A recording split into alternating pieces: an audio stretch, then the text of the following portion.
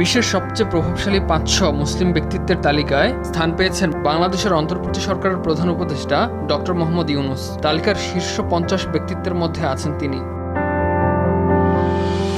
সোমবার জর্ডানের রাজধানী আম্মান ভিত্তিক প্রতিষ্ঠান the royal Islamic strategic studies centre প্রভাবশালী মুসলমান ব্যক্তিদের এই তালিকা প্রকাশ করে। এর নাম দেওয়া হয় persons of the year, the world's most 500 influential Muslims. 2009 সাল থেকে প্রতিষ্ঠানটি প্রতি বছর এই তালিকা প্রকাশ করে আসছে। যুক্তরাষ্ট্রের জর্জটাউন ইউনিভার্সিটিতে Prince Al Waleed bin Talal centre for Muslim Christian understanding এর সহযোগিতায় এবছরের তালিকাটি প্রস্তুত করা হয়।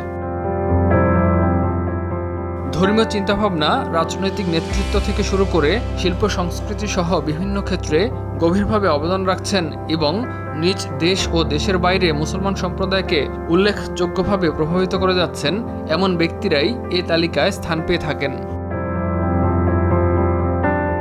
1940 সালের 28 জুন জন্মগ্রহণ করেন ডক্টর মোহাম্মদ ইউনূস। বিশ্বব্যাপী দারিদ্র্য দূরীকরণে তার ভূমিকা অভাবনীয়। কর্মজীবনে অসংখ্য পুরস্কার অর্জন করেছেন তিনি। গ্রামীণ ব্যাংক প্রতিষ্ঠায় ভূমিকার জন্য 2006 সালে নোবেল শান্তি পুরস্কার পান এই কিংবদন্তি। প্রতিষ্ঠানটি জামানত ছাড়াই ক্ষুদ্র ঋণ প্রদানের মাধ্যমে লাখো সুবিধাবঞ্চিত মানুষের ক্ষমতায়ন করেছে। নারীদের অর্থনৈতিক স্বনির্ভরতায় তার ভূমিকা গোটা বিশ্বে সমাদৃত। ইমতিয়াজ আহমেদ, RTV।